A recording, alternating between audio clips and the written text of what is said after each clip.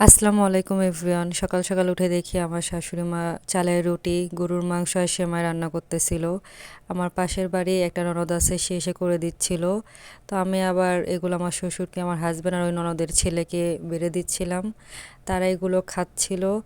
এরপরে আমার মেয়ে গোসল করবে, তার আগে আমি বলতেছিলাম ওর বাবাকে যে ওকে নিচে নামায় দাও। সামনে বারান্দায় আমার শ্বশুর, আমার ননদের হাজব্যান্ড এগুলো দাঁড়াই ছিল দেখে সে ভয় পাচ্ছিল, লজ্জা পাচ্ছিল, এক কথায় সে নামতেছিল না, মানে বাবার হাত ছাড়তেছিল না। আমার শাশুড়ি আবার বারবার ওকে ইশারা করতেছিল যে আমার হাত ধরে নাম, এটা সেটা কর।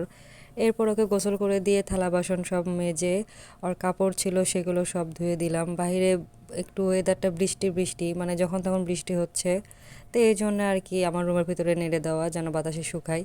গ্রামে আসলে সব সময় একটা জিনিস দেখবেন, গ্রামের মানুষের সব কিছু স্টকে রাখে, আদা রসুন পেঁয়াজ ধান সব কিছু স্টকে রাখে। এরপরে বিকেলবেলা আবার বৃষ্টি শুরু হয়ে গেছে, আমি আবার বৃষ্টি দেখতেছিলাম। মানে এখানে আসার পর থেকে প্রচুর বৃষ্টি হচ্ছে, যেটা আমার কাছে খুব ভালো লাগতেছে। এই বৃষ্টির ভিতরেই ইনাকে নিয়ে ইনার ফুপি বাইরে গিয়েছিল জামা কিনতে। 3 সেট জামা নিয়ে আসছে, একটা ফ্রক, একটা গেঞ্জি আর একটা গ্রাউন্ড টাইপের জামা। জামাগুলো খুব সুন্দর। এরপরে আমি ওটা পরে দিয়েছিলাম। সন্ধ্যার পর আমার শ্বশুর আবার মাখা, ইনার জন্য সন্দেশ, বিস্কিট, তারপর এখানে একটা পাঁপড় মাখা পাওয়া যায়, আলুর পাঁপড়। আমার শাশুড়ি আবার বেড়ে দিচ্ছিল, আমি আবার খাচ্ছিলাম। প্রতিবার আসার পরেই আমার শ্বশুরটা নিয়ে এসে দেয়, আমারও ভালো লাগে, কিন্তু এখানে খুব ঝাল ছিল, আমি খাইতে পারতেছিলাম না ঠিক মতো।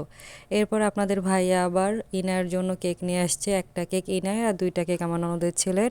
তো ইনা নিয়ে খেলতেছিল। এরপর আমি রুমে এসে দেখি খাওয়া দাওয়া করার পর আমার জন্য পান নিয়ে আসছে। আমি আবার পান পেয়ে খুব খুশি। আমি পান খুব পছন্দ করি মাঝে মাঝে, যখন আপনার ভাইয়া পান খায় আমার জন্য সে নিয়ে আসে।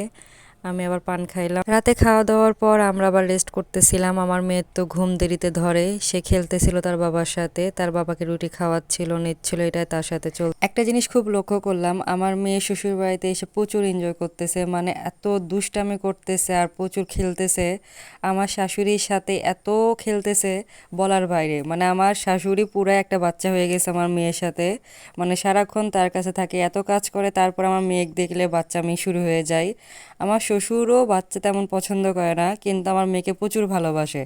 আমার মেয়ে আসাতে আমার ননদের ছেলে একটু আদর কমে গেছে, কিন্তু সে অনেকটাই আমার মেয়েকে ভালোবাসে। বুঝতে দেয় না, তার মন খারাপ হলে সে চুপচাপ থাকে। এই জিনিসটা আমার কাছে খুব হাসিও লাগে, আবার খারাপও লাগে।